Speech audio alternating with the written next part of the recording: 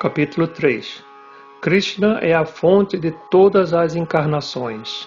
Sutta disse: no começo da criação, o Senhor primeiro se expandiu na forma universal da encarnação Purusha e manifestou todos os componentes para a criação material. E assim houve, em primeiro lugar, a criação dos 16 princípios da ação material. Isso ocorreu com o propósito de criar o universo material. As partes do Purusha deita-se dentro da água do universo. Do lago umbilical de seu corpo brota um caule de lótus, e da flor de lótus, no topo desse caule, manifesta-se Brahma, o mestre de todos os engenheiros do universo. Acredita-se que todos os sistemas planetários universais estão situados no extenso corpo do Purusha, mas ele nada tem a ver com os componentes materiais criados. Seu corpo é por excelência eterno em existência espiritual. Com seus olhos perfeitos, os devotos veem a forma transcendental do Purusha, que tem milhares de pernas, coxas, braços e rostos, todos extraordinários. Nesse corpo há milhares de cabeças, ouvidos, olhos e narizes. São decorados com milhares de elmos e radiantes brincos e são adornados com guirlandas. Essa forma, a segunda manifestação do Purusha, é a fonte e semente indestrutível de multifárias encarnações dentro do universo. Das partículas e porções dessa forma, diferentes entidades vivas, como semideuses, homens e outras, são criadas. Primeiramente, no começo da criação, havia os 4 filhos solteiros de Brahma, os Kumaras, que, estando sob o voto de celibato, submeteram-se a rigorosas austeridades para a compreensão da verdade absoluta. O supremo desfrutador de todos os sacrifícios encarnou-se como um javali, a segunda encarnação, e para o bem-estar da terra, a ergueu das regiões infernais do universo. No milênio dos Rishi, a personalidade de Deus assumiu a terceira encarnação, dotada de poder sob a forma de Devarishi Narada, que é um grande sábio entre os semideuses. Ele coligiu exposições dos Vedas que tratam do serviço devocional e que inspiram a ação não fruitiva. Na quarta encarnação, o Senhor tornou-se Nara e Narayana, os filhos gêmeos da esposa do rei Dharma. Assim, ele se submeteu a severas e exemplares penitências para controlar os sentidos. A quinta encarnação, chamada Senhor Kapila, é o mais avançado entre os seres perfeitos. Ele fez uma exposição dos elementos criadores e da metafísica a Ashuri Brahmana, por no decorrer do tempo esse conhecimento se havia perdido. A sexta encarnação do Purusha foi o filho do sábio Atri. Ele nasceu do ventre de Anasuya, que orou por uma encarnação. Ele falou sobre o tema da transcendência a Alarka, Pralada e outros, Yadu, Aihaya, etc. A sétima encarnação foi Jagya, o filho do Prajapati Ruti e sua esposa Akuti. Ele controlou o período durante a mudança do Swayambhuva Manu e foi assistido por semideuses tais como seu filho Yama. A oitava encarnação foi o rei Rishabha, filho do rei Nabi, e de sua esposa Merudevi. Nessa encarnação, o Senhor mostrou o caminho da perfeição, que é seguido por aqueles que controlam plenamente seus sentidos e que são honrados por todas as ordens de vida. Ó Brahmanas, na nona encarnação, o Senhor, invocado pelos sábios, aceitou o corpo de um rei, Prithu, que cultivou a terra para produzir vários víveres, e por essa razão a terra se tornou bela e atrativa. Quando houve uma inundação completa, após o período do Chakshushamanu, e o mundo inteiro estava mergulhado dentro d'água, o Senhor assumiu a forma de um peixe e protegeu Vaivasvatamanu, alojando-o em um barco. A 11ª encarnação do Senhor assumiu a forma de uma tartaruga, cujo casco serviu de pivô para a montanha Mandarachala, que estava sendo usada como batedeira por parte dos teístas e ateístas do universo. Na 12ª encarnação, o Senhor apareceu como Dhavantari, e na 13ª, ele enfeitiçou os ateístas através da beleza deslumbrante de uma mulher e deu néctar para os semideuses beberem. Na 14ª encarnação, o Senhor apareceu como Nrsimha e bifurcou com suas unhas o forte corpo do ateísta Hiranyakashipu, assim como um carpinteiro racha bambus. Na 15ª encarnação, o Senhor assumiu a forma de um Brahmana anão, Vamana, e visitou a arena de sacrifício montada por Maharaj Bali. Embora em seu íntimo desejasse recuperar o reino dos 3 sistemas planetários, ele pediu apenas uma doação de 3 passos de terra. Na 16ª encarnação do Supremo, o Senhor, como Bhrikupati, aniquilou a classe administrativa, Kshatriyas, 21 vezes, tendo se irado com eles por causa de sua rebelião contra os Brahmanas, a classe inteligente. Depois disso, na 16ª encarnação do Supremo, Shri Vyasadeva apareceu no ventre de Satyavati, através de Parashara Muni, e dividiu o único Veda em vários ramos e sub-ramos, vendo que as pessoas em geral eram menos inteligentes. Na 18ª encarnação, o Senhor apareceu como Rei Rama, com o propósito de executar certo trabalho do agrado dos semideuses. Ele manifestou poderes sobre-humanos ao controlar o Oceano Índico e ao matar o ateísta rei Ravana, que estava do outro lado do mar. Na 19ª e na 20ª encarnações, o Senhor fez seu advento como o Senhor Balarama e o Senhor Krishna, na família de Vrishni, a dinastia Yadu, e fazendo-os, ele removeu o fardo do mundo. Então, no começo de Kali Yuga, o Senhor aparecerá como o Senhor Buda, o filho de Anjana, na província de Gaya, apenas com o propósito de enganar aqueles que são invejosos do teísta fiel. Depois disso, na conjunção dos 2 Yuga, o Senhor da Criação nascerá como encarnação Kalki e se tornará o filho de Vishnu Yasa. Nessa altura, os governantes da terra terão se degenerados em saqueadores. Ó Brahmanas, as encarnações do Senhor são inumeráveis, como regatos fluindos de inexauríveis fontes de água. Todos os rishis, manus, semideuses e descendentes de manus, que são especialmente poderosos, são porções plenárias das porções plenárias do Senhor. Entre esses incluem também os Prajapatis. Todas as encarnações acima mencionadas são ou porções plenárias ou porções das porções plenárias do Senhor. Mas o Senhor Shri Krishna é a personalidade de Deus original. Todas elas aparecem nos planetas sempre que há um distúrbio criado pelos ateístas. O Senhor encarna para proteger os teístas.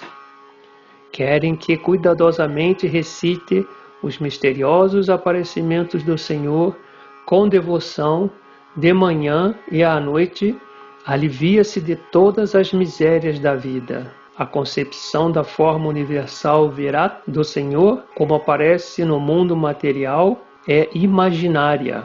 Ela capacita os menos inteligentes e os neófitos a ajustarem-se à ideia de que o Senhor tem forma, mas na verdade o Senhor não tem forma material. As nuvens e a poeira são transportadas pelo ar mas as pessoas menos inteligentes dizem que o céu está nublado e o ar está sujo. De forma semelhante, também implantam concepções corpóreas materiais no eu espiritual. Além dessa concepção grosseira de forma, há outra, ou seja, a concepção sutil de forma, a qual não tem configuração formal e é invisível, inaudível e imanifesta. O ser vivo tem sua forma, além dessa sutileza, pois de outro modo não poderia ter repetido os nascimentos. Sempre que uma pessoa experimente, através da autorrealização, que o corpo grosseiro e o corpo sutil nada tem a ver com o eu puro, nesse momento ela vê a si mesma, bem como o próprio Senhor. Se a energia ilusória se atenua e a entidade viva torna-se plenamente enriquecida com conhecimento, então, pela graça do Senhor, ela de imediato ilumina-se com autorrealização e assim situa-se em sua própria glória. Desse modo, os homens eruditos descrevem os nascimentos e atividades do não nascido e inativo, que é indesvendável mesmo nas literaturas védicas. Ele é o Senhor do coração. O Senhor, cujas atividades são sempre imaculadas, é o mestre dos 6 sentidos e é plenamente onipotente com 6 opulências. Ele cria os universos manifestos, os mantém e os aniquila, sem ser afetado de maneira alguma.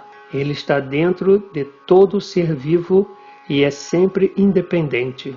Os tolos, com pobre fundo de conhecimento, não podem entender a natureza transcendental das formas, nomes e atividades do Senhor, que está atuando como um ator em uma peça de teatro. Tampouco podem expressar tais coisas, seja em suas especulações, seja em suas palavras. Somente aqueles que prestam serviço sem reservas, ininterrupto e favorável aos pés de lótus do Senhor Krishna, que carrega a roda da quadriga em sua mão, podem conhecer o Criador do Universo em toda a sua glória, poder e transcendência. É somente fazendo tais perguntas neste mundo que podemos ser bem-sucedidos e perfeitamente conhecedores, pois essas perguntas invocam amor transcendental estático pela personalidade de Deus,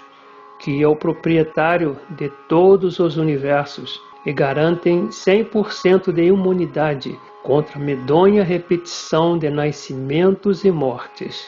Este Srimad Bhagavatam, compilado por Srila Vyasadeva, a encarnação de Deus, é a encarnação literária de Deus. Ele se destina ao bem último de todas as pessoas e é plenamente bem-sucedido, completamente bem-aventurado e todo perfeito. Shri Vyasadeva o transmitiu a seu filho, que é o mais respeitado entre os autorrealizados, após extrair a nata de todas as literaturas védicas e histórias do universo. Sukadeva Goswami, o filho de Vyasadeva, por sua vez, transmitiu o Bhagavatam ao grande imperador Pariksit, que se sentou rodeado de sábios às margens do Ganges, esperando a morte sem comer nem beber.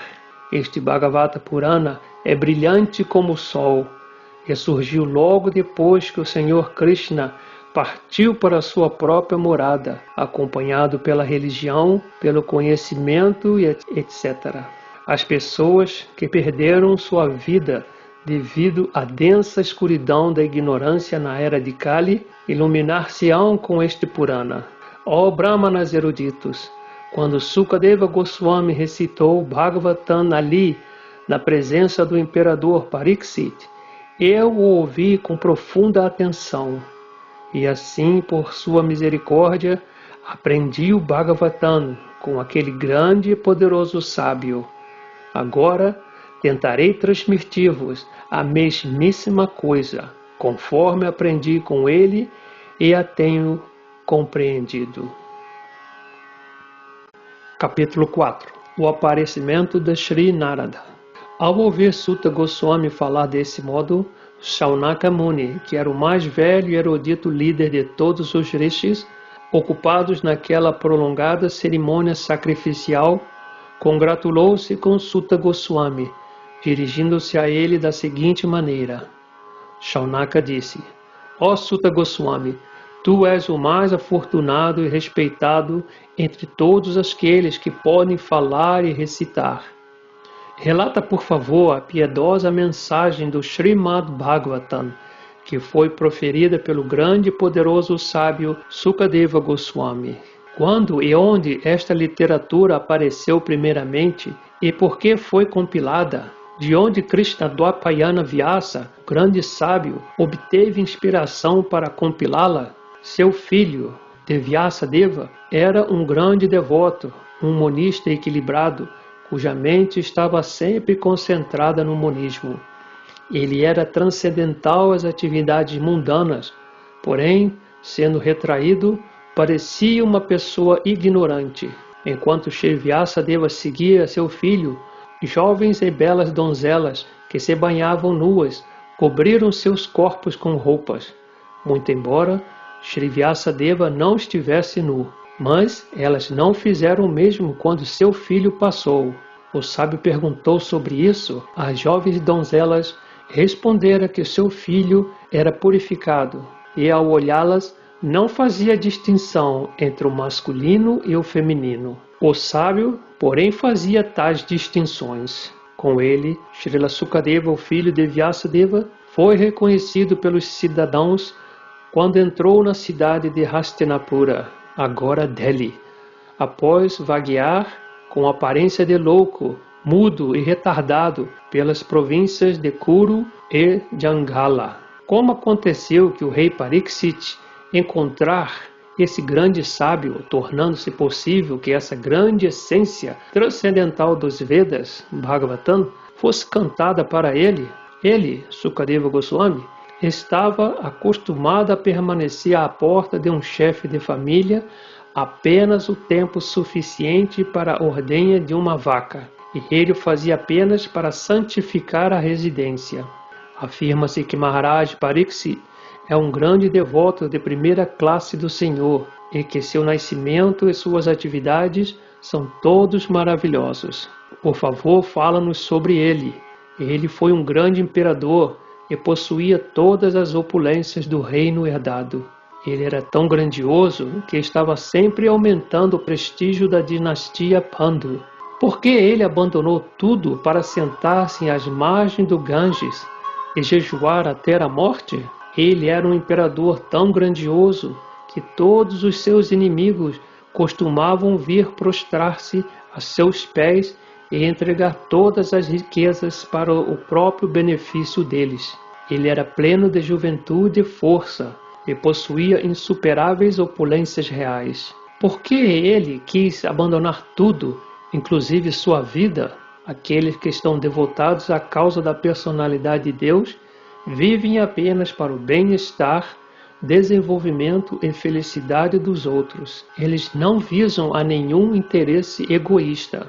Assim, muito embora o imperador Pariksit estivesse livre de todo apego às posses mundanas, como poderia abandonar seu corpo mortal, que era o refúgio dos outros? Sabemos que tu é versado no significado de todos os temas, com exceção de algumas partes dos Vedas, e assim pode explicar claramente as respostas a todas as perguntas que acabamos de fazer-te.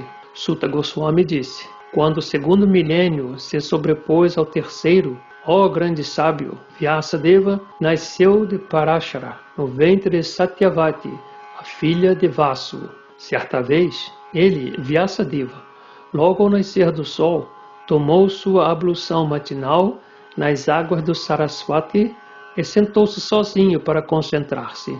O grande sábio Vyasadeva viu anomalias nas funções do milênio. Isso aconteceu na Terra em diferentes eras, devido às forças invisíveis no decorrer do tempo. O grande sábio, que estava plenamente equipado em conhecimento, pôde ver, através de sua visão transcendental, a deterioração de tudo que é material, devido à influência da era. Ele pôde ver também que as pessoas sem fé teriam em geral reduzida sua duração de vida e seriam impacientes devido à falta de bondade. Desse modo, ficou pensativo pelo bem-estar dos homens e todos os status e ordens de vida. Ele viu que os sacrifícios mencionados nos Vedas eram meios pelos quais as ocupações das pessoas poderiam ser purificadas. E para simplificar o processo, dividiu o único Veda em 4, a fim de expandi-los entre os homens. As 4 divisões das fontes originais de conhecimentos, ou Vedas, foram feitas separadamente, mas os fatos históricos e histórias autênticas mencionados nos Puranas são chamados de quinto Veda. Após os Vedas serem divididos em 4 partes, Paila Rishi tornou-se o professor do Rig Veda, Jaimini, o professor do Samaveda, e Vaisampayana, sozinho, obteve a glória do Yajurveda. Ao Sumantu-Muni Angira, que era um rishi muito devotado, foi confiado o Atharva Veda. E meu pai, Lomahashana, ficou encarregado dos Puranas e registros históricos. Todos esses estudiosos eruditos, por sua vez, transmitiram os Vedas que lhe foram confiados a seus muitos discípulos, bem como aos discípulos de segunda e terceira gerações. E assim surgiram os respectivos ramos dos seguidores dos Vedas. Dessa forma, o grande sábio Vyasadeva, que é muito bondoso para com as massas ignorantes, editou os Vedas para que eles pudessem ser assimilados pelos homens pouco intelectuais. Por compaixão, o grande sábio considerou com sensatez que isso capacitaria os homens a atingir o objetivo último da vida. Desse modo, ele compilou uma grande narração histórica chamada Mahabharata para as mulheres, os trabalhadores e os amigos dos 2 vezes nascidos. Ó Brahmanas 2 vezes nascidos, embora ele se dedicasse a trabalhar para o completo bem-estar de todas as pessoas, sua mente ainda não estava satisfeita. Assim, o sábio, estando com o coração insatisfeito, começou de imediato a refletir, porque conhecia a essência da religião, e disse para si mesmo: eu tenho, sob estrito votos disciplinares, despretensiosamente adorado os Vedas, o mestre espiritual e o altar de sacrifício. Também me submeti às regulações e mostrei o significado da sucessão discipular através da explicação do Mahabharata, pela qual mesmo as mulheres, Shudras e outros, os amigos dos 2 vezes nascidos, podem perceber o caminho da religião. Estou me sentindo incompleto, embora esteja plenamente dotado de tudo o que é referido pelos Vedas. Talvez seja porque não indiquei especificamente o serviço devocional ao Senhor, que é querido tanto pelos seres perfeitos quanto pelo Senhor infalível. Como se mencionou antes, Narada chegou à cabana de Krishna Dwapayana Vyasa, às margens do Saraswati, justamente quando ele estava se lamentando pelos seus defeitos. Com a auspiciosa chegada de Narada, Sri Vyasadeva levantou-se respeitosamente e o adorou, oferecendo-lhe veneração igual a que se dá a Brahmaji, o Criador.